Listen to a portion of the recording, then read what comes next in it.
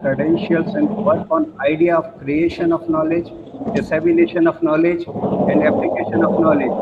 Most of the faculty members have doctoral degree and engaged in research supervision and have publication in Scopus and peer index journals. Institute of Business Management works on philosophy that students should be developed with entrepreneurial mindset, comfortable with technology, analytically strong, quickly adaptable, smart and confident personalities with traditional tools and skills in management. Department developed curriculum keeping in mind these approaches. Department initiated strategic ties with EDI, NIC, Rubicon Skill Development, and University of California for skill enhancement, entrepreneurial promotion, and international exposure to students. Department also offers opportunity for a student to prepare for competitive exam like civil services and banking with help of dedicated career advancement cell. Department promotes technological enabling learning through online education resources. Through industrial inputs and rigorous training program, we are striving to create a generation of business management professionals who are ready for industry from day one. This year, all those who are completing their programs in management are looking for job or fulfilling their dreams are facing unprecedented crisis. Coronavirus not only affected economy globally, but also changed our experiences as customer, as employee, as a student, as teacher, as human being. With lockdown coming into force to tackle COVID-19 threat, all of a sudden, most of industries forced to stop their operation except for essential services. There are still questions on positive impact of lockdown on spread of virus, but lockdown definitely damaged economy sharply. Indian GDP is said to be contract between 4 to 6% this year, which is first time since 1979. To catch up with targeted growth, India required to grow at 11% over the next 3 year fiscal, something that have never happened. GDP growth in 2016-17 was 8.2%, 17 and 18 it was 7.2%, 18 and 19 it was 6.8%, 19 and 20 it was 4.2%. So from 2016-17 to 2020-21, we are going to, in 2016 we were 8.2%, and in 2020-21 we are going to be minus 4.5%. A slowdown of such magnitude will hurt over 23 million students enrolled in 2018-19 severely. Students are fearing that job market will dry up as companies pause hiring to deal with losses during COVID crisis. CMI statistics, which reveals that unemployment rate returned back to 8.55 from 23%, 200% growth in daily essential commodities backed by hygiene and healthcare needs, sharp recovery of 42% in share market, forex reserves of 505 billion, and GST collection of rupees 90,970 crore for June, which is 46% higher than May and 180% higher than April, are showing early green shoots of economic revival in India. We are of firm belief that there is always an opportunity in crisis, and we are motivating our students to put maximum efforts in enhancing their skills in artificial intelligence, emotional intelligence, digital technology, and remote working through flexible and adaptable approach required for new normal. So students graduating this year should take advantage of this time to add new skills for gaining competitive advantage. Taking online courses for adding new certifications may impress employee that a student is striving to learn and grow. Several institutions, corporate houses, and universities are offering free online courses for skill development. The student may take advantage of them. We, as an education institute, are living in era which is unknown, uncertain, and unforeseen to us. Our focus is in current scenario is to develop students with intrapreneurial and entrepreneurial capabilities to contribute in mission Atmanirbhar Bharat. Now I am finishing my talk with few lines of Robert Frost, which I find most suitable for present scenario. The woods are lovely, dark and deep, but I have promises to keep, but and have to go miles before I sleep, and have to go miles before I sleep. Thank you very much. Thank you very much. The woods are lovely, dark, and deep, but miles to go before I sleep. Everybody might have heard about this that that Mowgli was there in this book, and that Mowgli was introduced through this Jungle Book, and where he has mentioned these quotes. The woods are These are lovely, dark and deep. these are quotes which are written on first Prime Minister table, Pandit Jawaharlal Nehru's table, sir. Yeah, it So, has been taken from that book. Okay. sir, Now, thank you very much, sir. Now, thank you, sir. Thank you very much. the mic passes on to Dr. Anurag Shakya. He is the PhD in commerce and will tell you about his department and how they prepare for students in Mangalayatan University for the job or doing business. So, mic is with you, Dr. Anurag Shakya. Please go ahead. Thank you, sir. Good afternoon, all participants and panelists. I, Dr. Anurag Shakya, welcome you all in this webinar. Department of Commerce offers BCom Honors, MCom and doctoral program. The main aim of the department is to offer superior quality, affordable and professional education with view to build graduates and postgraduates with high ethical and leadership qualities. The department has recorded consistent improvement in its academic research and placement performance. Department offers innovative curricula on the basis of major stakeholders' feedbacks. During study at the department, the students are encouraged to get hands-on experience in the corporate world through internship project with reputed organizations. In their curriculum, they are encouraged to take up mini projects to supplement theoretical knowledge with practical experience. We also encourage students to organize events such as Atharv, Daksh, Sportsmania, participate in management events organized by university and also get involved in activities of social relevance. With all these inputs, one find our students as hardworking, practical, oriented, and effective in any work environment. We have designed our syllabus to strike a balance between professional knowledge and personal skills. We are confident to our current curriculum has enabled the overall development of budding managers to come up with the expectations of the corporate world. The curriculum is taught by distinguished faculty combining academic excellence and real-world experience with dedication and commitment. In a competitive environment, in general, graduates are expected to be competitive with wide range of knowledge, skills, and attributes. Therefore, department intends to enlighten undergraduates to be in right endeavor by developing their distinct competencies and human values in professionalism. Department is focusing on quality learning through classroom teaching and practical learning both. Focused discussion, interactive study sessions, role plays, presentations, case study, and strategy implementation sessions are held as a part of future managers' everyday work schedule.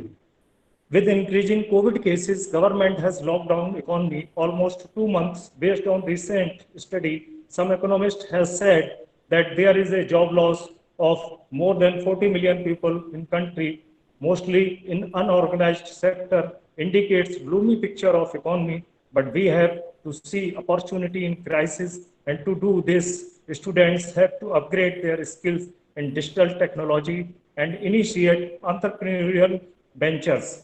Thank you, sir. That's great. So now the eminent panelists are there.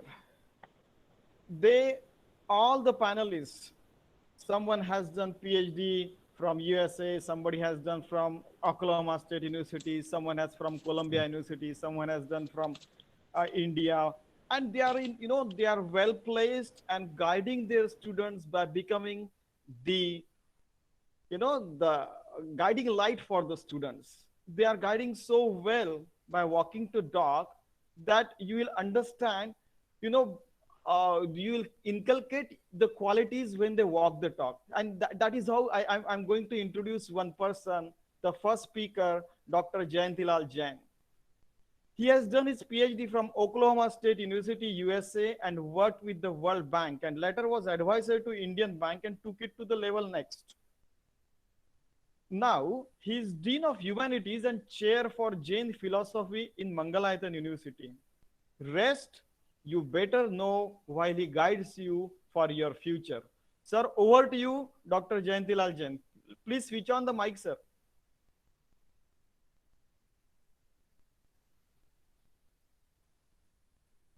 Jayantilal Jain, sir. Sir, switch on the mic. Yes, sir. Yeah, you are audible, sir. Go ahead, sir. Okay, okay, sir.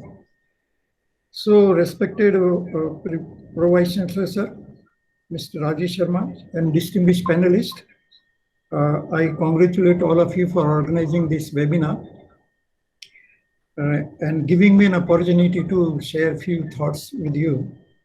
I'm in slightly hurry, so I will try to be as brief as possible. Let me start with saying that there is a job opportunity at the top anywhere and everywhere.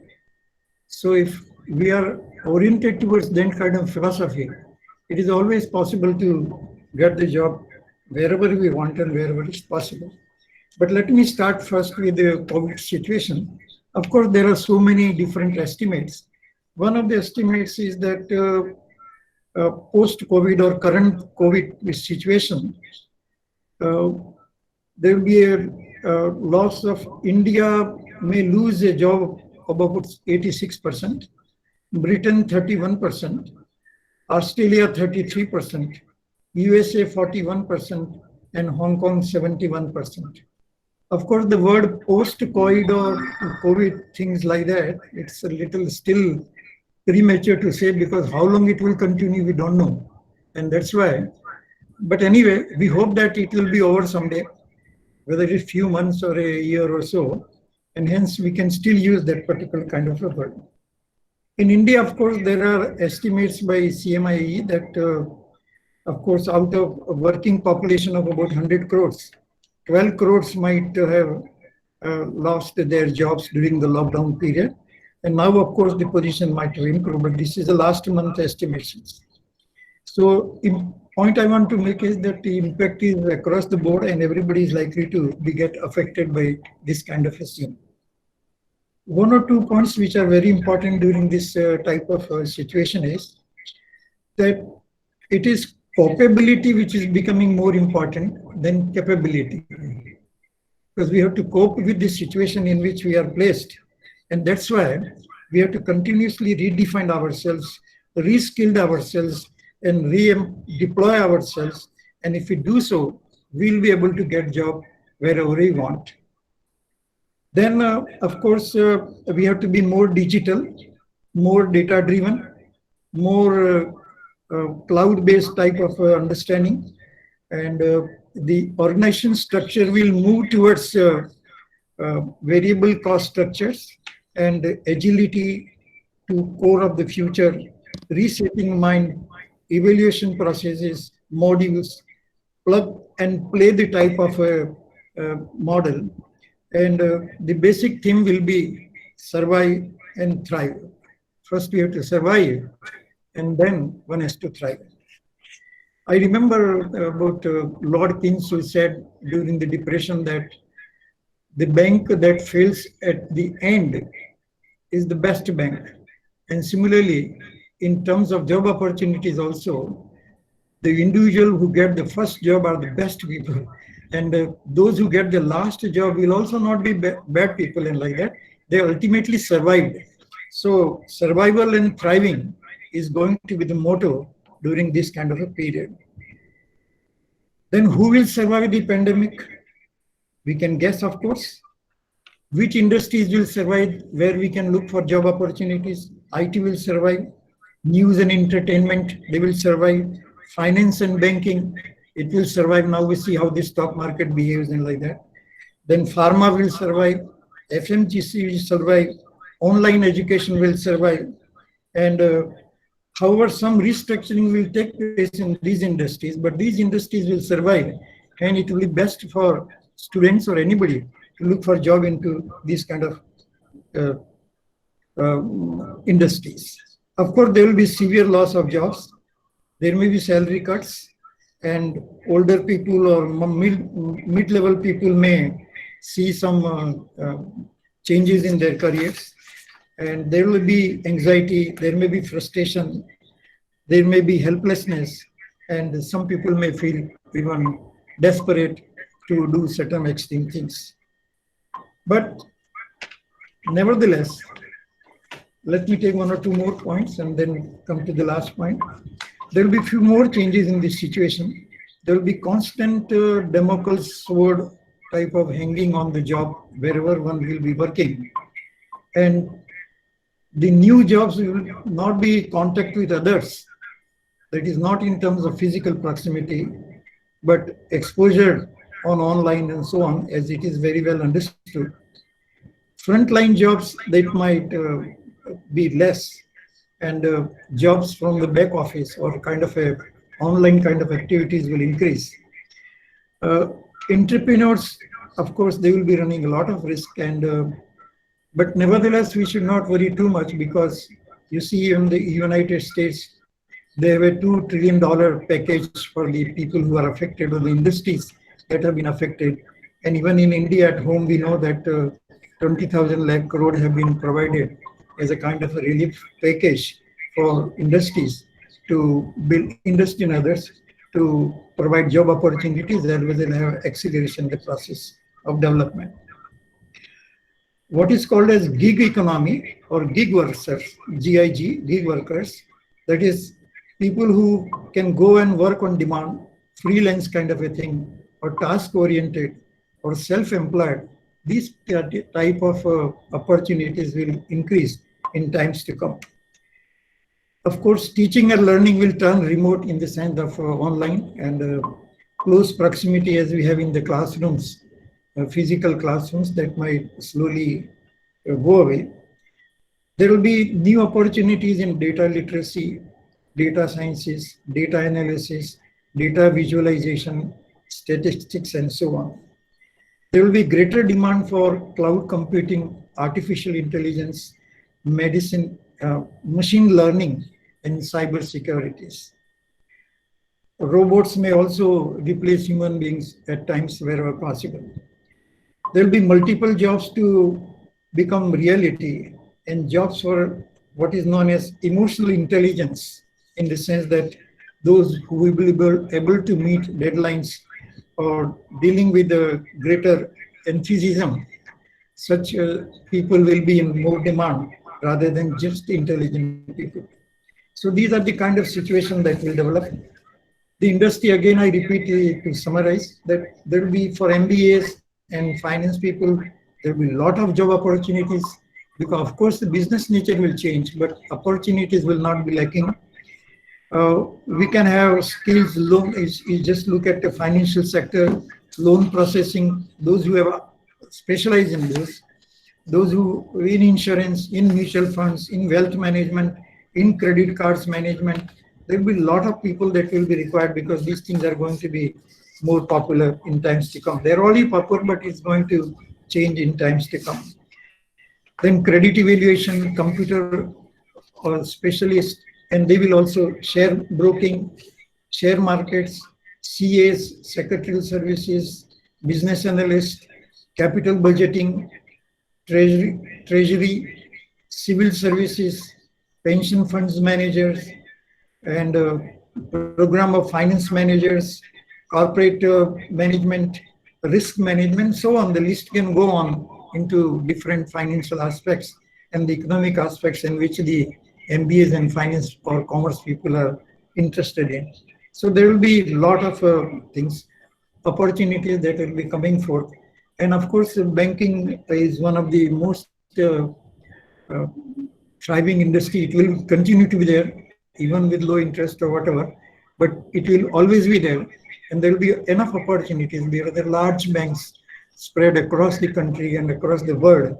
And hence, those who are interested in banking career, they will always get the jobs. Even now, I know that some people are getting the jobs. Some of my friends recently changed the job last week from one industry to another industries. So there will be no job, dearth of job opportunities as far as this aspect is concerned. Now I come to the third part, and that is that how we have to prepare ourselves for this kind of a situation. So a couple of points on this. that what to do in a kind of a situation in which we are placed in. So first is that we have to change our attitude. Okay, we cannot continue to think in the same way as we were thinking earlier, that some job will come and I will get the job and like that. We have to change ourselves because times are changing, institutions are changing, nature of business is changing, our thought processes are changing, our bosses will change because there will be frequent changes in terms of bosses also. So we have the ability to cope up with them. And then, of course, uh, with negative thoughts also, there will be a lot of people in the organization. So we'll have to not feel frustrated with them, but try to cope with them and try to adjust and somehow survive during this type of periods. And take as a challenge, as an opportunity, rather than have a negative thoughts. Then what to do, of course, we'll have to revise our CVs. Not to be manipulated, but it should be prepared in such a way that they suit the requirement of the industry for wherever you are applying. Then we have to reskill ourselves and upskilling ourselves. Then keep ego in the refrigerator because we know around that there are a lot of people who have egoistic feeling, and then it becomes very difficult to survive in a typical organization. Then one is bound or one has to leave because of circumstances or one will be asked to leave. So it is better to keep the ego in refrigerator, keep it down, keep it cool. Then don't get upset with the boss, as I tried to hinted earlier, that bosses are always task oriented. They will give a lot of jobs. They expect a lot of jobs from you within the timelines and so on. So there is no need to feel upset. They are doing their job. You do your best that is possible to do so. And so then don't get away from the industry or lose the job simply because you feel that the boss is not so good.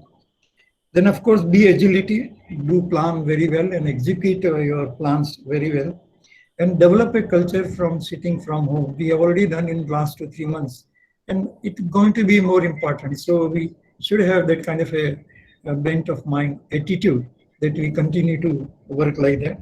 And try to, as I said earlier, I repeat again, that try to shift to the digital mode. And so I conclude by saying that yes, times are bad. There will be a lot of changes, but we should always try to change ourselves. They say that the jobs or opportunities are like a bald person. If you want to catch a person who doesn't have hair from backside, you have to catch them in front. If you try to catch them from behind, you will not be able to catch them. So in the same way, these opportunities that come us, we have to be ready in advance. We have to visualize where it is going to come and make our efforts to catch those opportunities and take advantage of that, rather than see the opportunities slipping from our hands and then try to repent about it, that yes, I did not apply there, I did not talk to them and so on.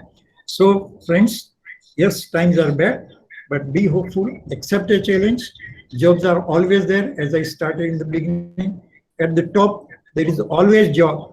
And if you prepare yourself for that kind of a situation, jobs are at your doors. So good luck to all of you who are seeking jobs or those who are planning to change. There will be enough opportunities. In such a vast area, globalization in the present era, opportunities abound. There is no dearth of opportunities. Only if we don't change ourselves as per the time requirements, then we feel that we are out of place. So do as well as possible and wish you all the best. Thank you very much. And thanks again for giving me an opportunity to share some thoughts. Thank you. Sir, thank you very much.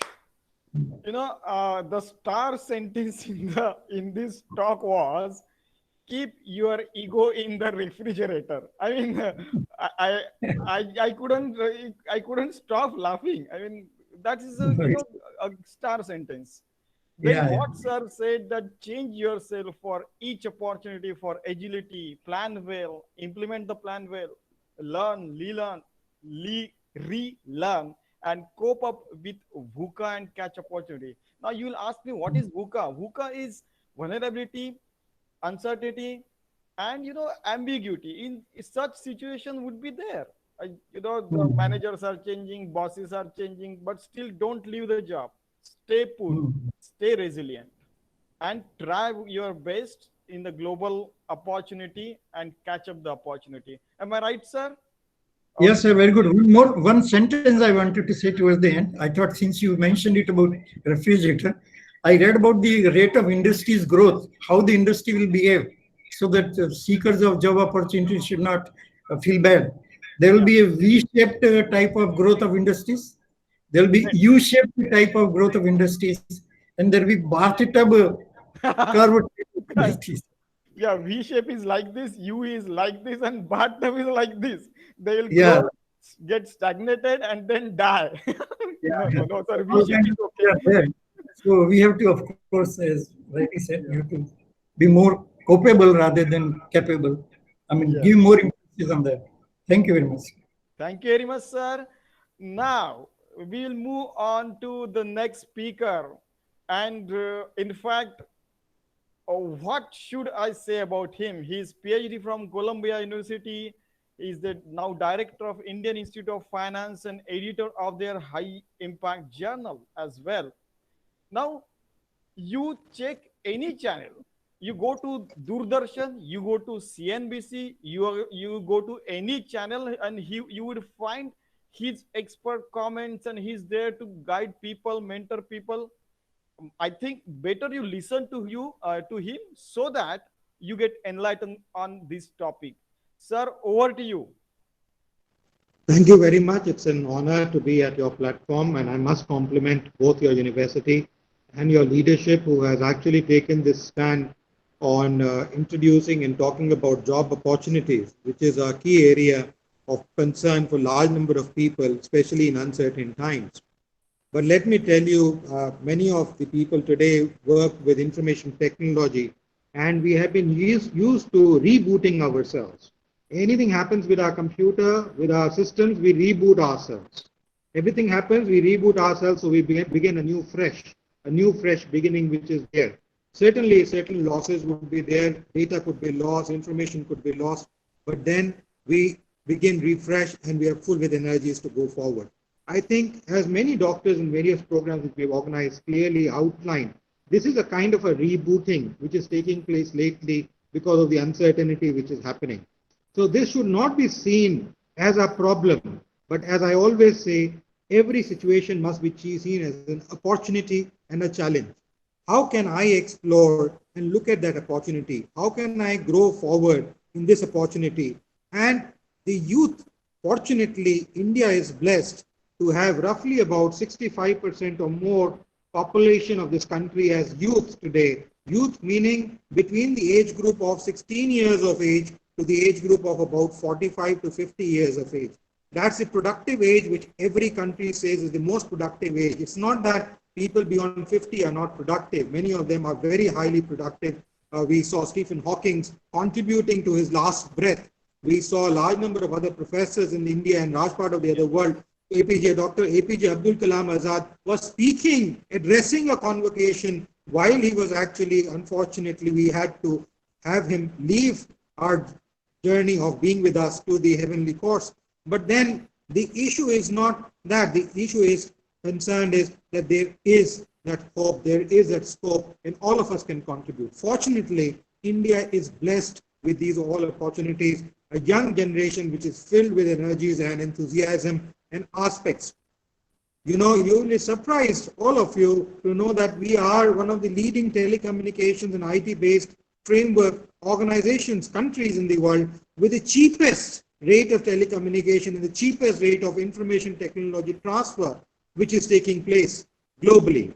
Now, given that, it leads us to a lot of opportunity, whether we are sitting in Berhampur or you're sitting in Leh or Ladakh, or we're sitting in Jammu and Kashmir, or we are sitting in, in a small town in Hyderabad, in Telangana or Chennai, the competitive edge reaches. And I saw that happen in the last 20 years when I saw a large number of people actually emerging out of Russia and China, young people wanting to do business. I also saw a lot of young youth people, while they were doing their graduation, post-graduation, MBA degrees and all. They started some online jobs, activities and opportunities they were exploring, setting up startups under the new program which Pradhan Mantri has introduced on the stand-up program and the startup program which is going on, taking small component and starting up new avenues while they were working, while they were studying. And that is where the level playing field today is the world at large. It is not a small local market.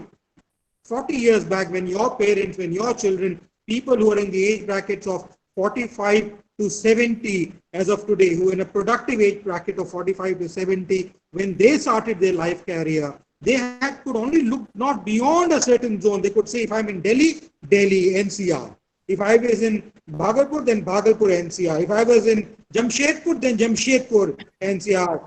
I could not look at beyond a range. However, today a youth is perplexed with this issue of plenty, which you have so many customers, so many producers, so many providers all across the globe. And today your consumer is not a local vendor, but the world at large. So that is something which is the opportunity which has brought through the various technological frameworks which have got created. It is no longer a question of worry. That question of what will happen tomorrow, will I survive tomorrow, what will happen to me tomorrow is not the question, my dear friends. The question is, how do I grow tomorrow? How do I make it happen tomorrow?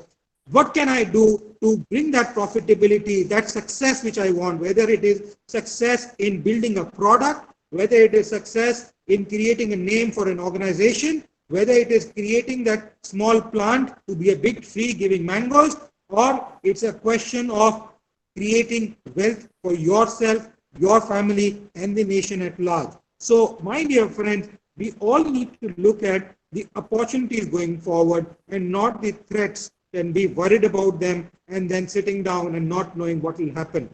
It is a normal course which have happened for almost about 3,000, 4,000 years.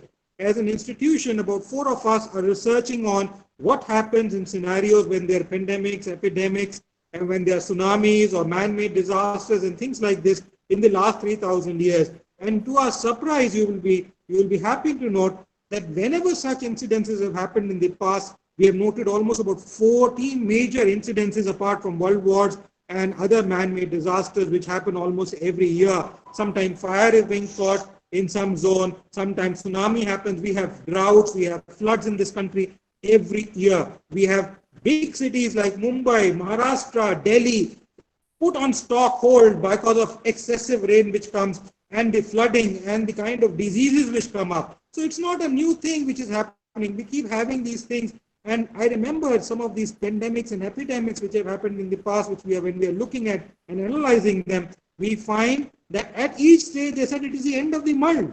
At certain stages, 50 to 60% of the population of that state, it happened in France, it happened in the UK, it happened in the United States, it happened in what is called Tunisia today, a region in Tunisia, in Carthage, where it was seen that almost about 50 to 60% of the population disappeared. We have had one full civilization disappear because of our situation. Now we are still living, we are talking to each other, we are having coffee, we are enjoying pleasures, we are able to have family, we are able to have the comfort zones of talking, disseminating information across the globe. Big universities have started offering free programs across the globe for people to enroll, to benefit from them, to get certification from them, sitting in wherever they are sitting today. Now, no longer is the knowledge domain or the function domain contained to a small zone. Life has been there, and what we found, as I said, as part of the ongoing research study which we are doing for the last 5 months, is the fact that economies have rebounded back within a period of 3 months to 6 months, immediately after the decline of such kind of pandemics, epidemics, or disasters have taken place. Now, so given that we have seen there will be a rebound back, and you already can see, even during this pandemic period, large number of sectors, whether it is stock markets, whether it is gold, whether it is when we are looking at healthcare sector, whether we're looking at healthcare products, we're looking at other things which are happening around the world, whether we're looking at food and necessity goods, whether we're looking at taking care of our requirements. So they all have been going up. It is not that they have gone down. So the economic has been rebounding back despite the fact which is there. And this is not because of the government spending which is taking place, my dear friend. That kind of an impact would come because when we say seniorage money or monetary stimulus which is given by any government, the impact on the real economy has a lag period of anywhere between 3 to 5 months before the effect can actually be seen, both in terms of inflation, GDP growth, or product growth. That has still not impacted as of today. Next month onwards, we may start seeing that impact, whether it is Government of India or United States of America or Japan or any other country, the kind of rebates or the kind of reliefs or the packages they have given to the common man or the others through direct benefit transfer, medical health, and so on and so forth. So we are still not seeing that. However, the economy is rebounding back. One good news for India, apart from whatever we may hear across the globe, is that the forecasts projected by institutions like IMF, World Bank, OECD, WHO is so positive for India, whereas they were scared. We are 1.35 billion people. What happens if this pandemic becomes a common cause, it becomes a community? We will have the largest epidemic problem which will be creating in this country, the healthcare problem. We still do not have very good healthcare facilities. Despite that, the government of India has been able to contain, and the growth projections, mind my word, I have worked with the World Bank in Washington, D.C. I have seen how numbers are crunched. I have seen how information is looked upon, how it is projected. I worked there 20 years back. And let me tell you that it is not a gimmick. It is not just bringing data from somewhere and presenting it somewhere altogether. It is actually looking at and calibrating and contemplating what is happening. All these agencies are projected a growth rate anywhere between 7 to 10%. That growth rate is expected based on certain expectations and the past projections of the country.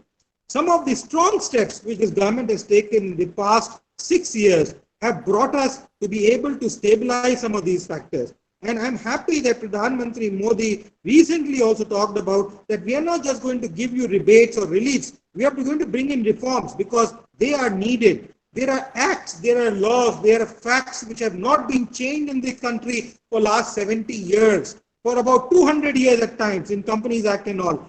They need to be revised, they need to be revived, they need to be relooked at what the scenario is today. You cannot work on the old traditional method which was happening for 100 years or 200 years in the past.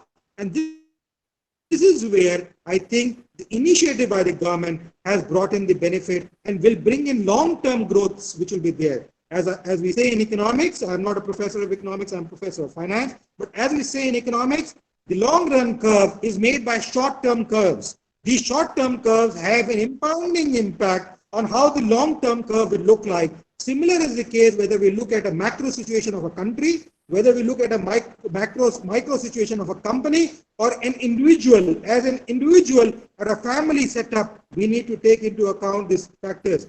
You must get out of fear. You must develop that immune system.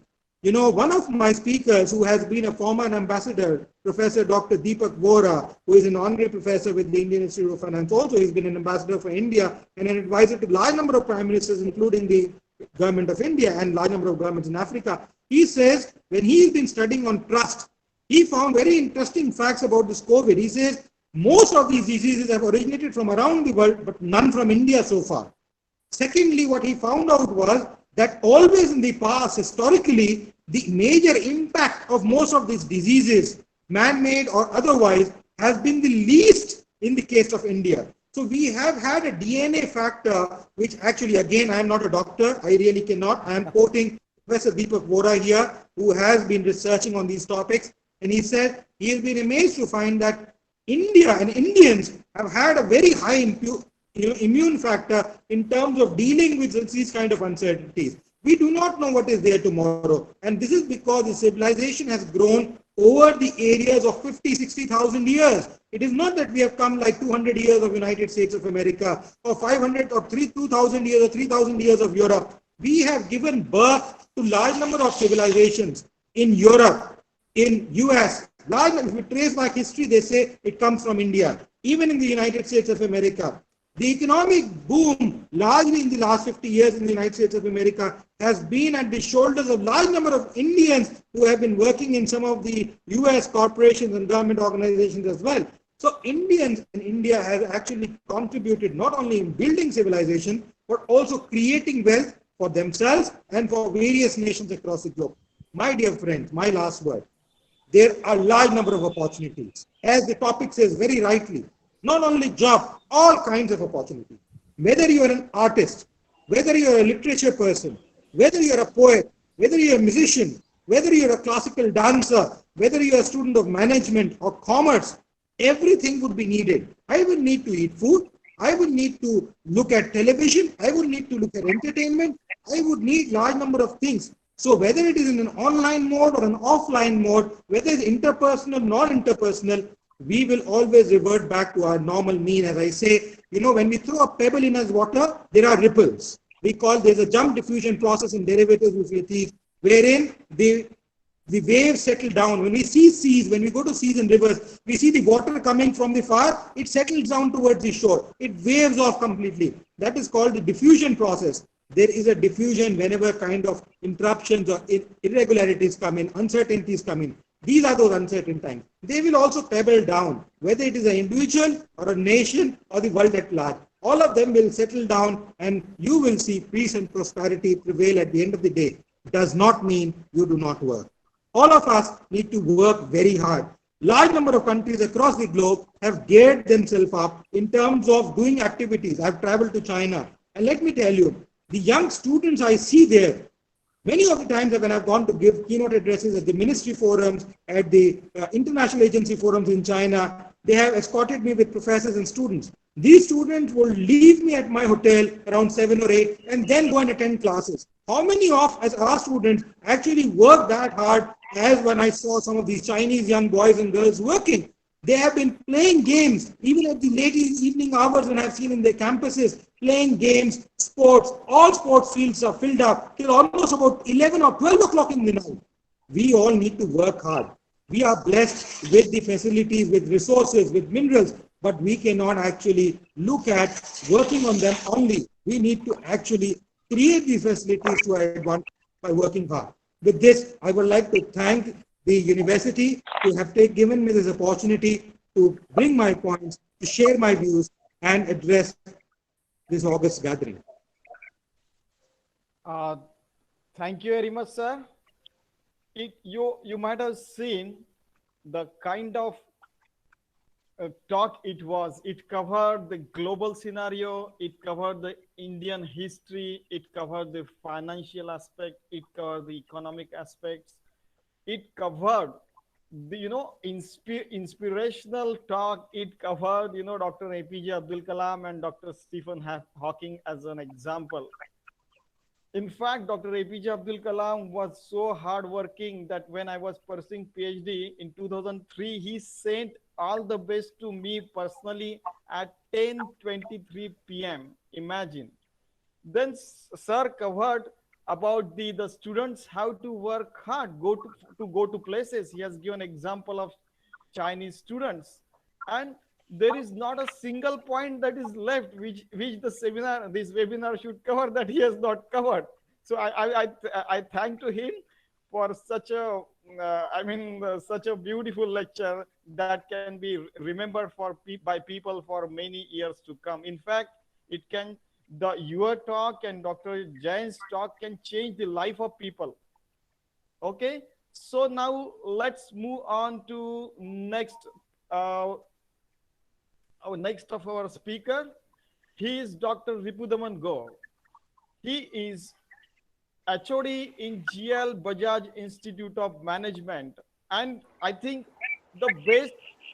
Hello, okay, Dr. Raman. Okay, huh. So the best way to know a person is to listen from his talk.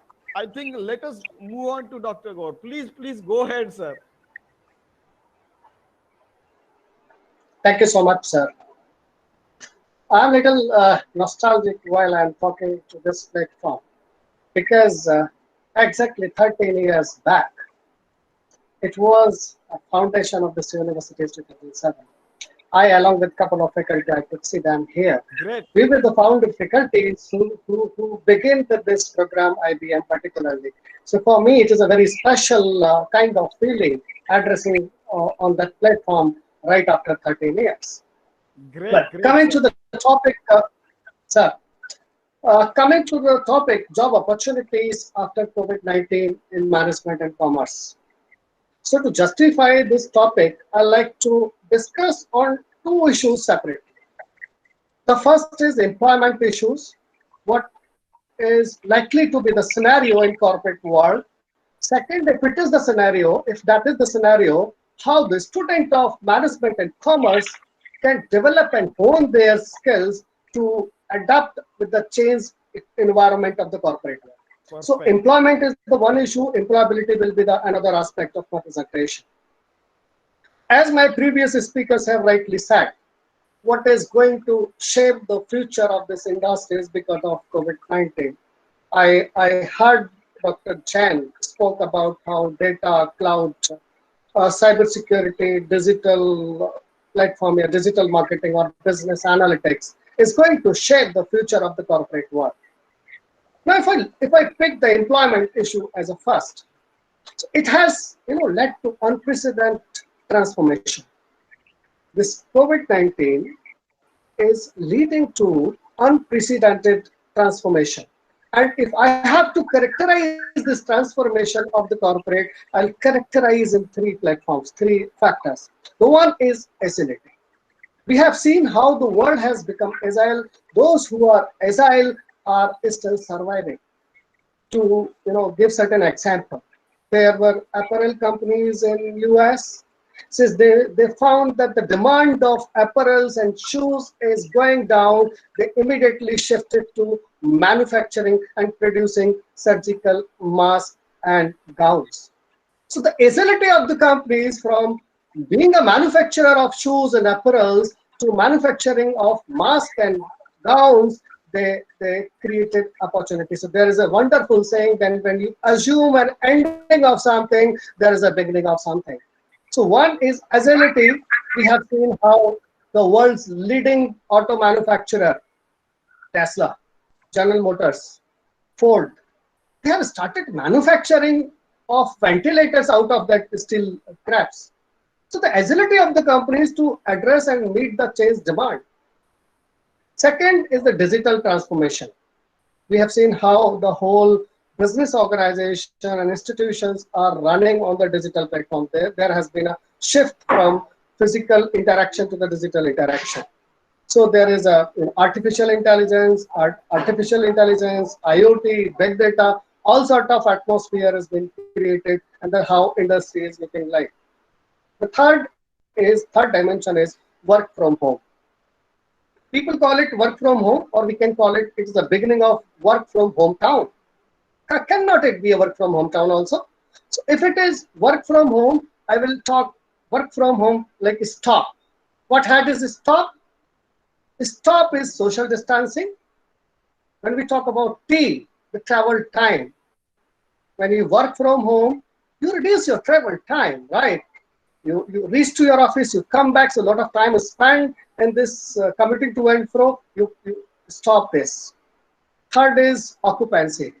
The companies were spending huge amount of money in their physical infrastructure. You can say that. And next is pollution, of course. So you are in many ways reducing pollution by bringing the culture of work from home or work from hometown. So my one submission is that there has been a migration of people from rural areas to urban areas. Can we stop that huge migration? People can find work by staying in their hometowns. So this could be a perspective we talk about how employment issues would look like. I listened to the my learned and wise speakers before, very rightly said. Of course, there are job losses, there are disappointment in the industries. This is one perspective. But what we look at, there are companies which are still hiring, and they're hiring massively. I referred to the couple of lists where Dream11, Axis Bank, Hayek, No Broker, Byju's, they are continuously hiring the people. But the question is that, do I sensitize about those opportunities? Am I sensitized about how healthcare, IT, communication, financial services, edutech, consumer goods, digital technology they are not facing any hit. They are growing rather on a faster speed and faster growth. Now, this is how this whole business atmosphere is looking like. So people are talking about job losses, but not everybody is losing the job. Not every company is firing. There are companies which are hiring and they're hiring massively. So am I prepared?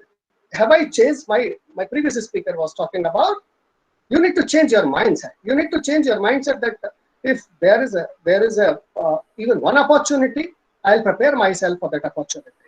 So how will it develop your mindset about that? So I'll quickly come to the employment concerns. So a student, if I refer to my student, there are a couple of factors, couple of skills you have to immediately look into. One is everybody talking about flexibility and adaptability. You rightly said about who the world is, volatility, uncertain, complex, and it has become more volatile, more uncertain, more complex and ambiguous because of this pandemic. So the people who are going to enter into the corporate world, they need to learn flexibility and adaptability. How quickly that organization which was manufacturing car started manufacturing ventilators. So they need the people who can be flexible and adaptable to the change requirement of the corporate, change requirement of the company's function and production capacity. So people have to be that flexible and adaptable with the changed requirement of the organization. Critical thinking is the next prominent skill. I'll definitely talk in the end. Please unmute, someone is meeting us.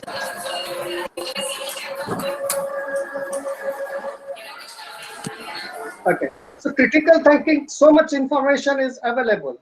So much information on WhatsApp, on other social media platform. So we need, or corporate need the people who can think critically what is wheat and what chaff. One has to be capable enough to understand what is wheat and what is chaff. Then of course you cannot survive if you are not technology savvy. There is a projection that 82% or more jobs require digital skills. So you can assess yourself if you have been a kind of person who has not been technology savvy. My dear, mind it, the world does not exist for you, or you probably do not fit to the corporate world. Next is emotional intelligence. People are talking about.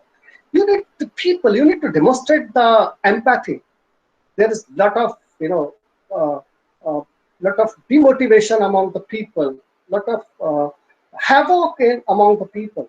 So you need to understand their emotions. You need to motivate them. You need to understand why people are becoming so much of depressed. So these sort of people, then creativity and innovations. Wrapping up quickly with the certain suggestions and strategies which I have been believing and talking to my students that, my dear friends, as I said, that 82% of people need to be technology savvy, particularly digital platforms. So when people are searching for the prospective employee, they will not search for your offline resume. Your online reputation is going to be key.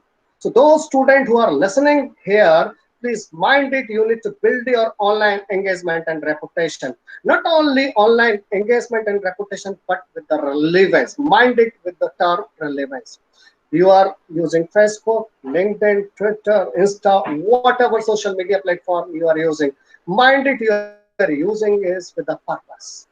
What kind of message are you leaving on your platforms? This is going to make and mark your image forever. So when you are building your engagement on social media platforms or you're building your reputation, keep your objective and career in mind, because that will build your personal brand. I'll quickly wrap with personal branding aspects. You have to be very particular about your personal brand. If you don't build your personal brand, people will make your personal brand that may not be liked by you. The second objective or second suggestion from my side, people are attending so much of webinar and online courses, but unfortunately people are attending it for the sake of certificates. People quickly ask about where is the online feedback form. So we fill the feedback form and we give our data, we will get the certificate, our job is over. People unfortunately doing it from both the side, from the faculty side and from the student side. Not all, but many of us people doing like that. Not this. If there is a webinar, there is a course, please sit before attending that webinar and course. What is the objective behind joining this particular program?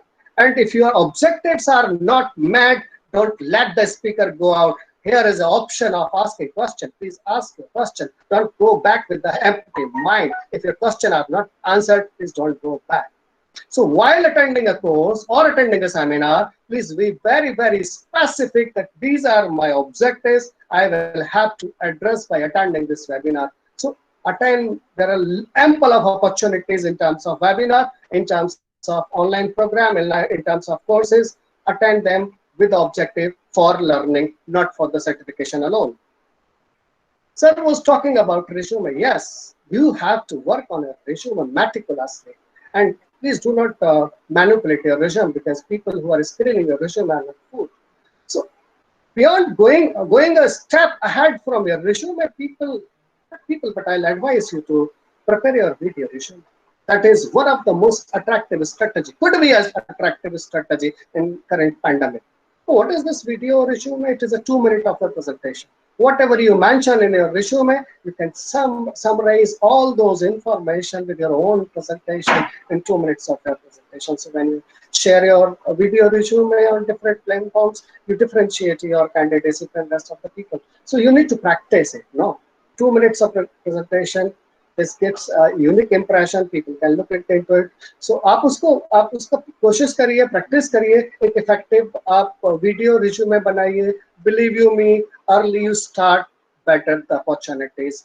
There will be people. मैंने कहा जिस तरीके से automobiles पे demand कम हो रही थी, with the good agility and sensitization opportunity, how Tesla, other companies have taken the advantage, how Reliance is taking the advantage. तो जो अर्ली मूवर होगा वो उसका एडवांटेज लेगा. So my suggestion is to work on video resume. Third I would, अगर मेरे पास time होता तो मैं आपसे सवाल जरूर पूछता. It is a time which gives us lots of opportunity to take selfies. No, all of us are very fond of taking selfies. So I say every day, whenever you wake up in the morning or you go to the bed, you should keep on taking the selfies, and take a better selfie in the time of pandemic. But when I say taking a selfie, I have a different perspective. When you take a selfie, you look at your mobile phone and camera, you say, how good I look like. But what selfie I'm talking about, you need to introspect yourself. Whatever I am doing, am I doing what I'm supposed to do? Am I doing my level best? If I'm not doing my level best, what ought to be done? To keep continuously introspect, continuously understand मेरे improvement area क्या है और उन improvement area पे मैं काम क्यों नहीं कर रहा हूँ. Continuously अपने introspection को करना जरूरी है, because my dear friend, my observation, most of us are living with a false identity. So how to escape with that false identity? By continuously taking that selfies. All right, so continuously selfie लेते रहिएगा and अपने comfort zone को break करिए. हमको कौन रोक रहा है? जितनी बातें हम सब कर रहे हैं, most of us know these things, but what stops us to move forward? Because our habit of falling into remaining into comfort zone. हम comfort zone में रहना चाहते हैं. जितना जल्दी अपने कंफर्ट जोन को ब्रेक करेंगे उतना जल्दी आगे बढ़ेंगे, because there is no rocket science. सारी फंडामेंटल चीज आपको पता है, आपको उन हैबिट्स को तोड़ना पड़ेगा. दिस फाइनल एक I'll drop my presentation by asking a question. जो लोग अपने बॉक्स में आंसर कर सकते हैं करिएगा. If I name 2 actors, Nawazuddin Siddiqui and Shah Rukh Khan, 2 wonderful actors, whom do you think is a better actor? Who knows acting better? Who knows acting well? Many of my friends will say, of course, Nawazuddin Siddiqui is a better actor. Now, if I tell who is a successful actor then, who is a better successful celebrity now? Why Shah Rukh Khan is a more bigger celebrity, despite of that he is not a better actor than that of Nawazuddin. So if you look at that, you will understand how Shah Rukh has built himself as a brand.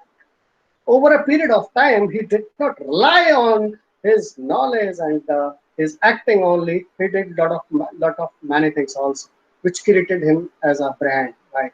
So the people who are listening to this presentation, please understand this digital transformation requires people who have built themselves as a brand. Please, after this presentation, if you have to take one message from my this 10 or 15 minute of presentation, Google your name. Google your name and see what comes. If Google does not recognize you, you are not present in the digital world. इस virtual world में आप है ही नहीं अगर Google आपको recognise नहीं करता है. सो अगर आप एक टास्क लेकर के जा रहे हैं, make your presence available on Google. That is all for today. Thank you so very much. Thank you so much sir.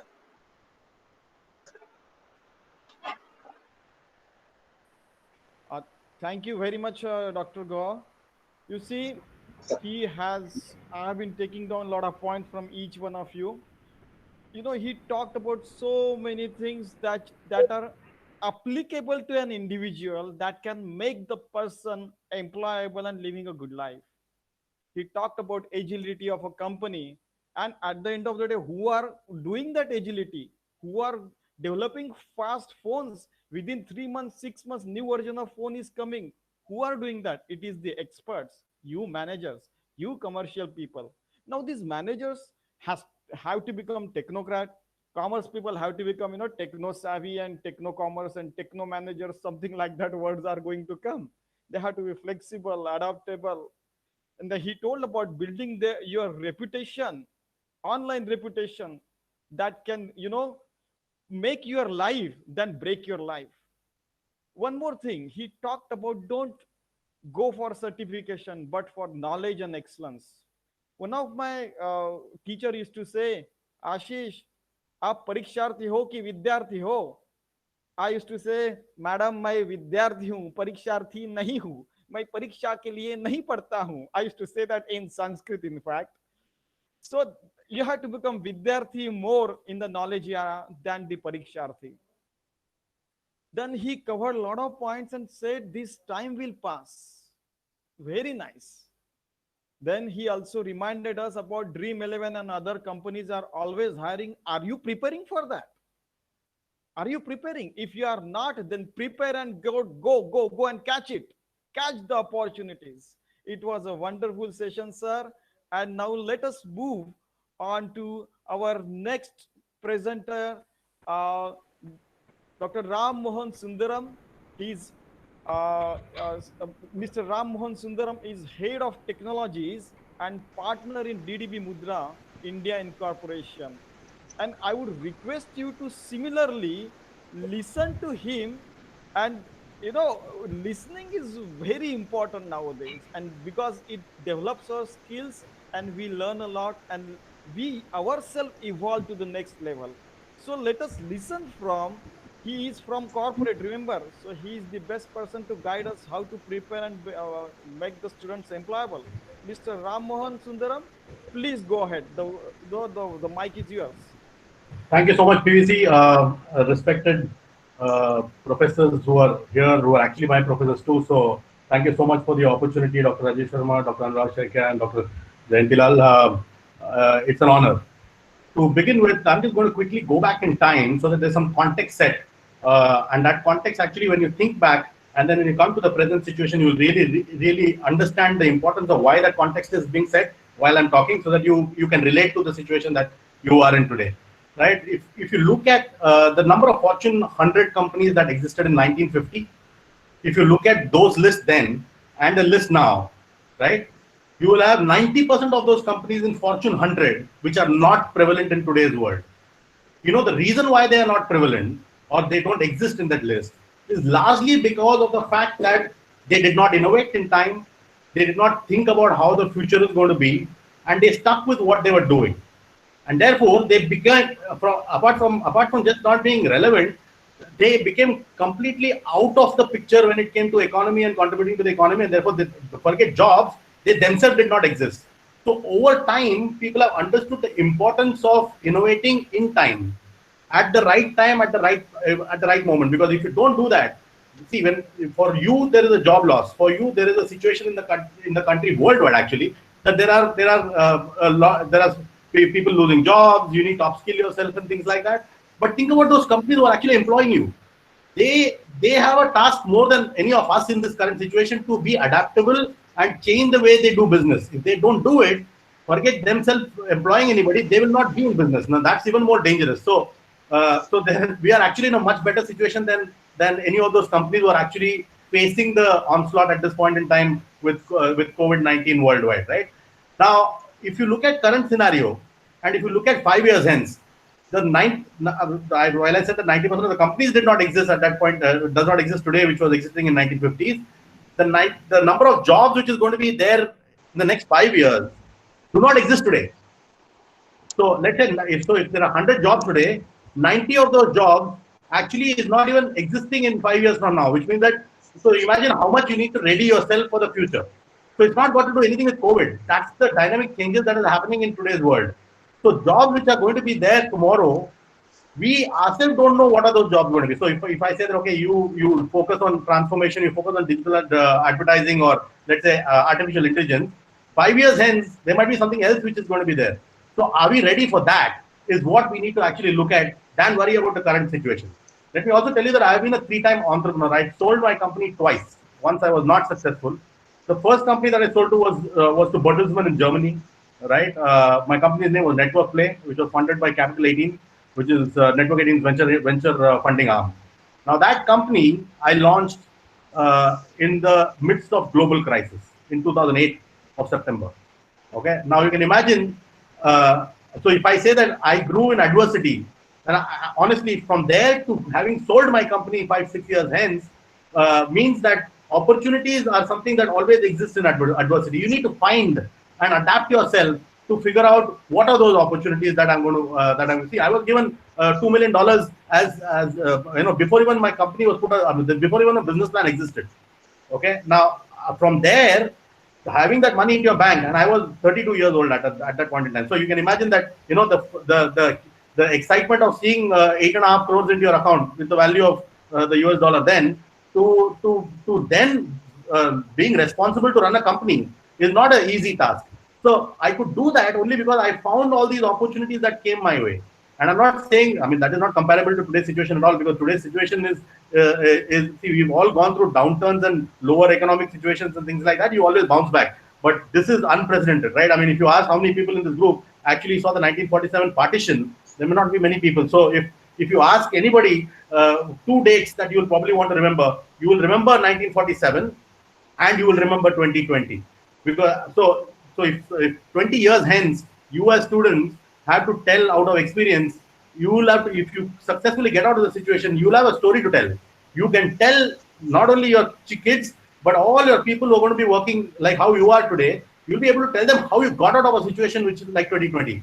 Now, if you need to do that, you need to start thinking, what are the things that I need to do today to ensure that, I have a story to tell.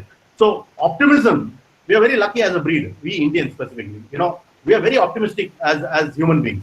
Now, optimism has to be translated into realistic opportunities that exist. If you don't translate that and do that matchmaking, you will not succeed. So I request all of you all not to worry on the situation that exists on hand, but to focus on what are the things that you need to do. A lot of people think that it's rocket science. What is artificial intelligence? Suddenly people say, oh, is it all about coding? No, there is always in science, there's a business angle. Remember that. In digital, if you say that you need to do digital transformation, people are not expecting you to start sitting and coding. If you know the business side of digital, that's digital marketing. If you know the advertising side of digital, that's digital advertising. And digital e-commerce is the sales side of the business, right? Now, all of these have basic foundations laid by Kotler law. Or any of the marketing gurus that were there. They all laid that foundation. That foundation does not change. So what you're learning today is still relevant to the digital world. You must understand that digital is not about, if you're a commerce student, you'll wonder while everybody is saying digital is not rocket science. If you're a commerce student and if you're looking at running a business, anything that has got to do with the business side of digital is something that you should focus on mastering, because that's the new normal. Tomorrow things are not going to change dramatically, because what happened with, let's say, demonetization to India on fintech, okay, is what COVID-19 has done to India on digital transformation. Every company, right, is looking at solutions which will ensure that they are relevant and they stay in business. Now, what does it do? While there are job cuts on several aspects of the economy, there is a new angle which has come into play. You need to build those digital solutions. Who are those people who are going to build those digital solutions? There are these technologies who are going to build those digital solutions. Who are going to enable that revenue that is going to happen out of the digital solutions? These are the marketers.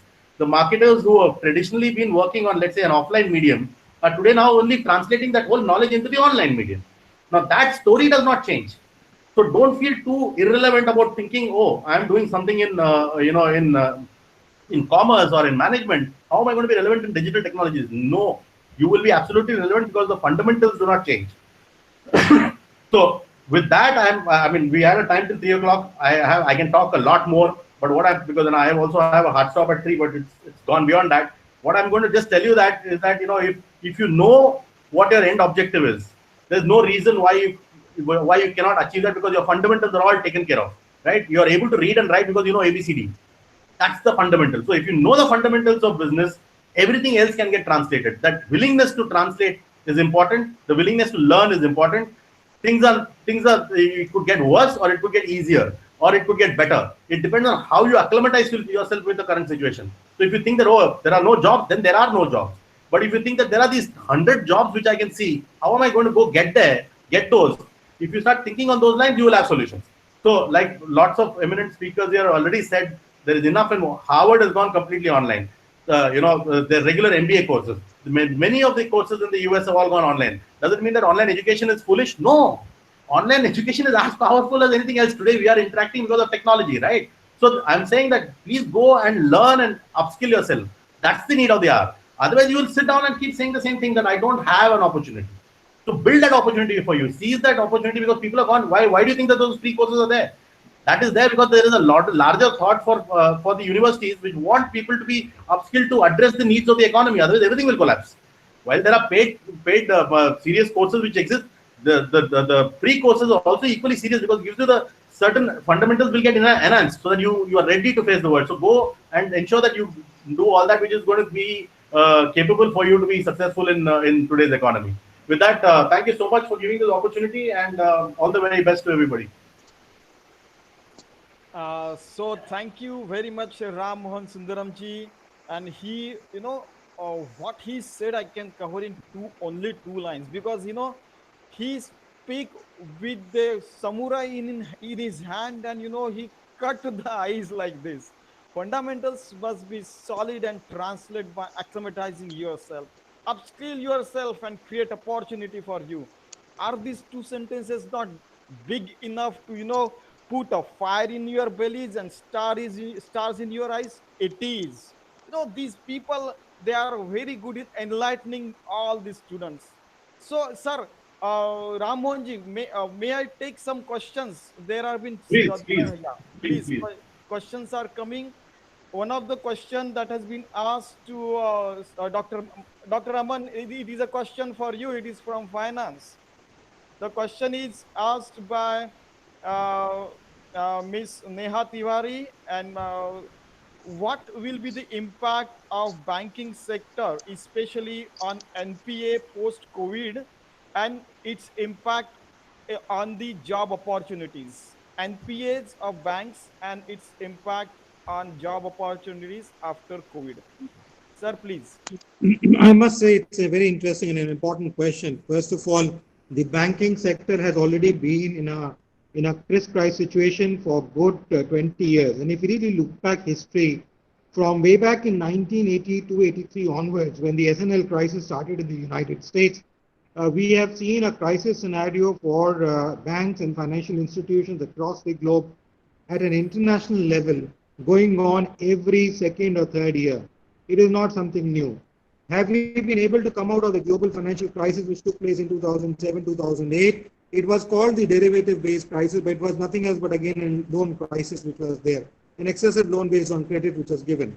Now, every now and then it has happened when the economy could not boom up. The previous government actually eased and gave money to the markets at large at a very easy rate, and that's what Moody's report last year in November came out and said very clearly and categorically that it has been the excess funding done by a large number of banks and financial institutions between the period of 2008 till 2013 that actually landed up these NPAs which have got created. Let me say, it's not one organization. The government of India has been giving and waiving of loans to the tune of about almost about 5.5 lakh crore every year for the last 17 years. That means bad debts, NPAs have been waived off. So it has become a way of life. Like large number of farmers in this country have become, if they get loan, that means it's a donation. It is not taken as a loan at all. That means they don't need to pay back, but it is taken that it's going to be waived off tomorrow. Now that has created this ripple and the problem which we are seeing in the banking system. Are we going to come out? I think there is no reason which we are not going to come out. The government has looked at my suggestions. They have actually have been the only one speaking for the last 10 years, about 12 years now, at Lok Sabha TV, Rajya Sabha TV, All India Radio, and Dili Doordarshan about two aspects. One is that they must introduce post office banking, and I'm happy Pradhan Mantri Modi ji introduced post office banking 3 years back.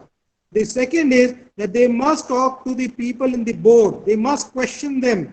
They cannot be absorbed of the responsibility of the NPA creation, because any loan which is above 1 crore is actually sanctioned through the board level.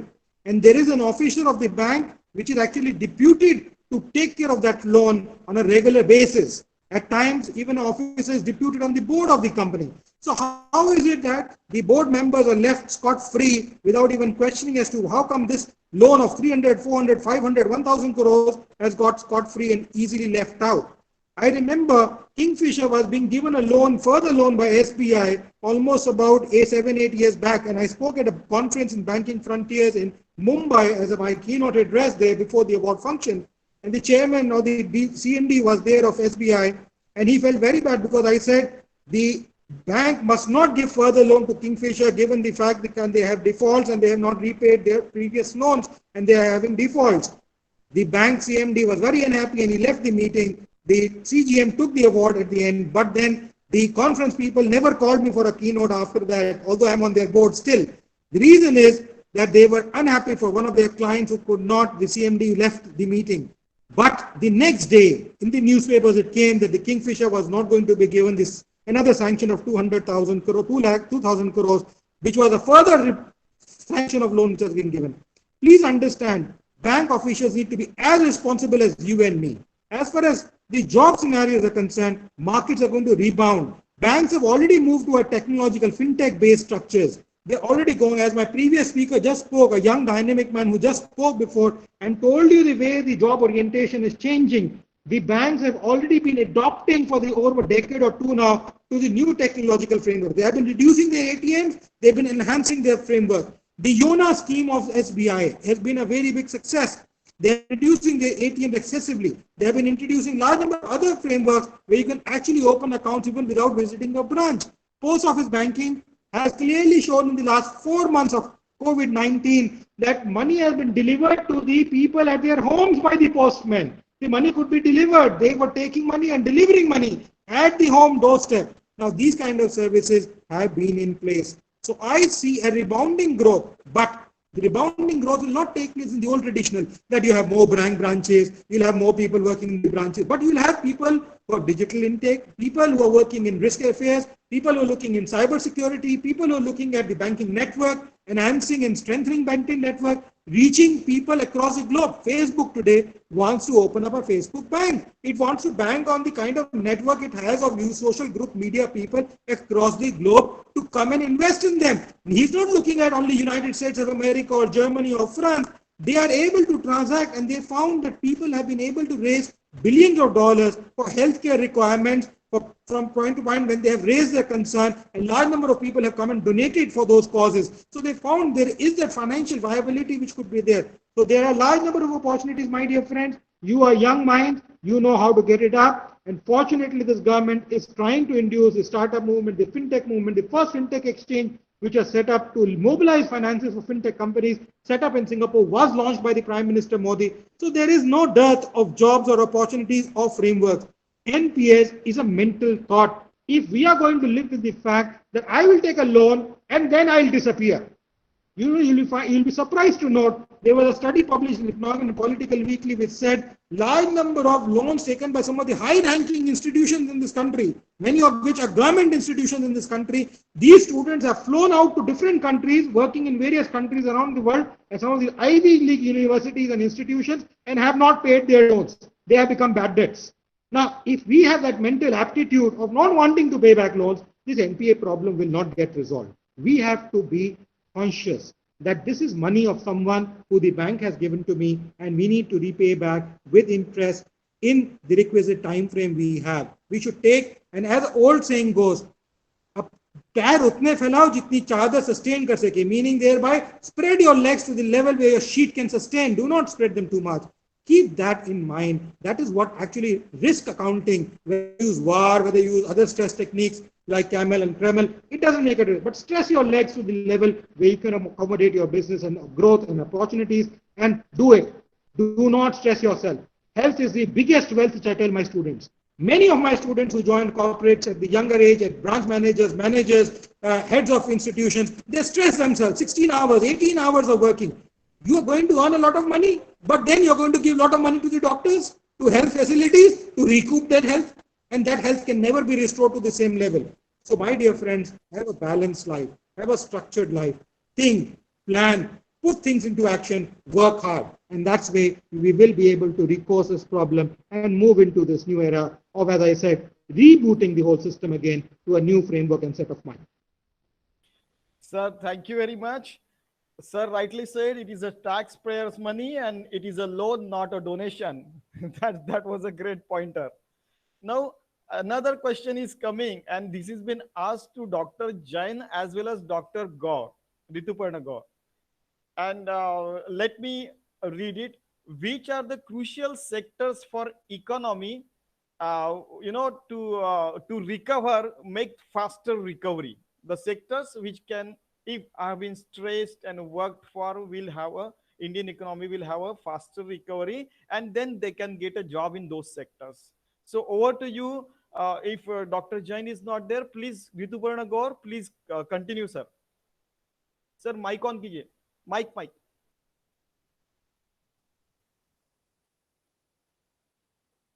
Yeah, please, sir. Well, so the question, if I take the question rightly, it is about what are the sectors which can show prospects and hope in terms of employment, right? Please, sir. Yeah. I mean, which sectors can speed up the, can boost the economy? Boost the economy, right? Okay. Yeah. So if you look at the contribution, where the students can get more jobs. Please continue, sir.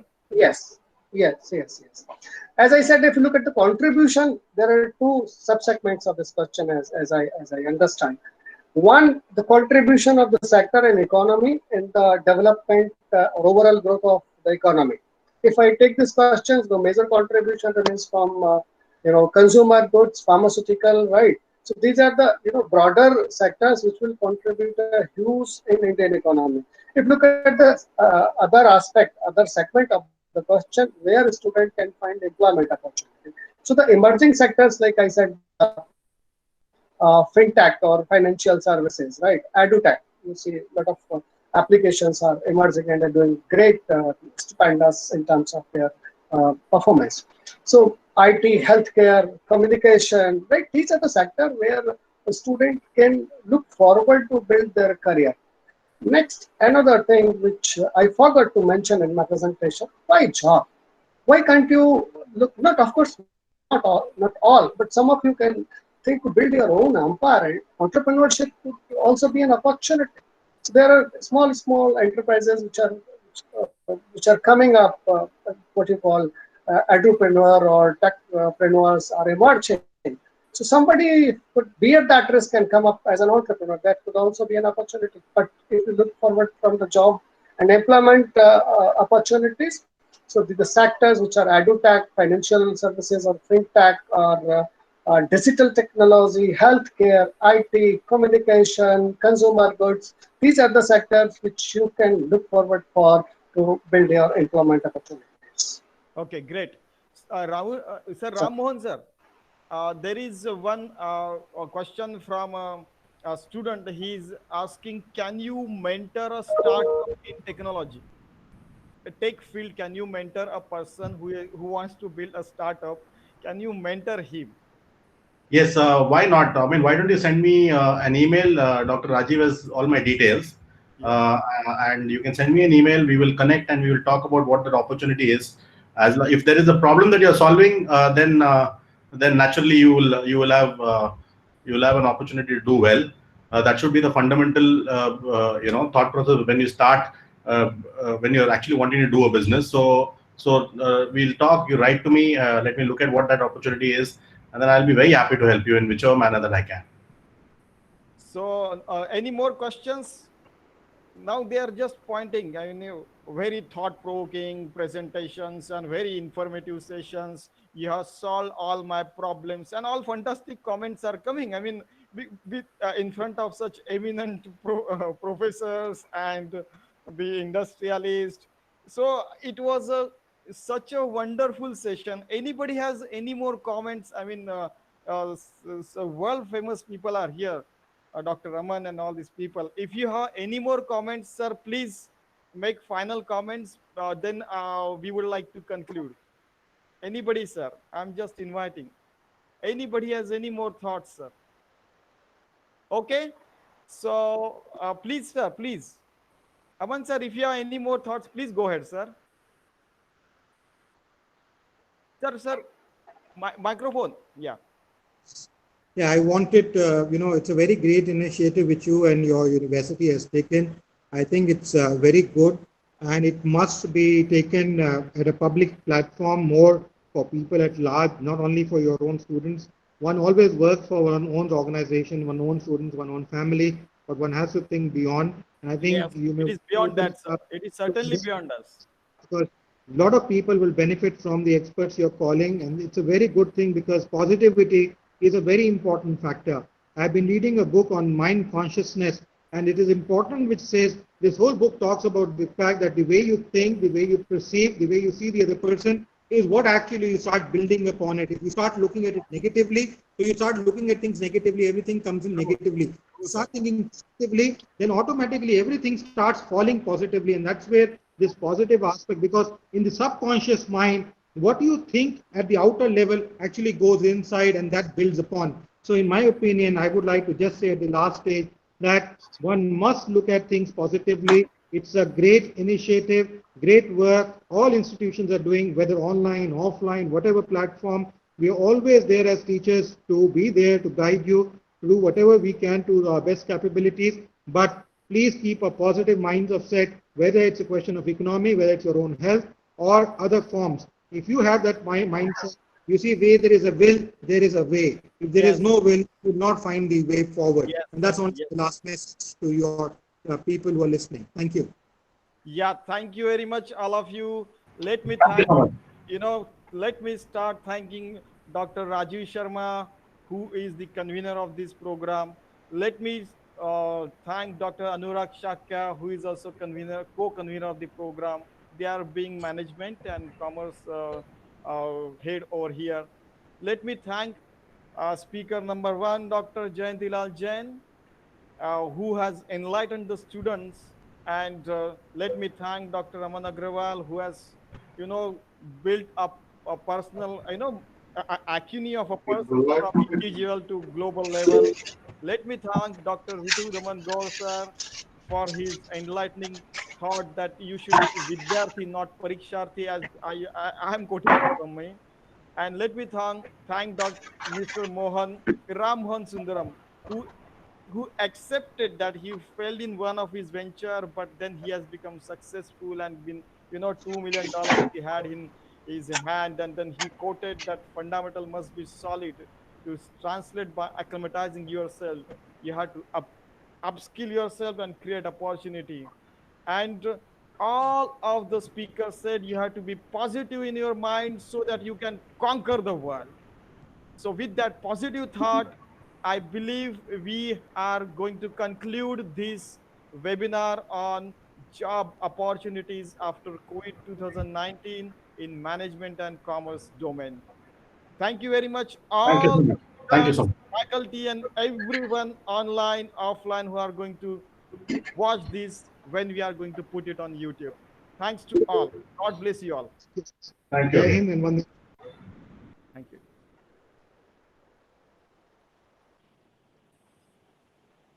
you.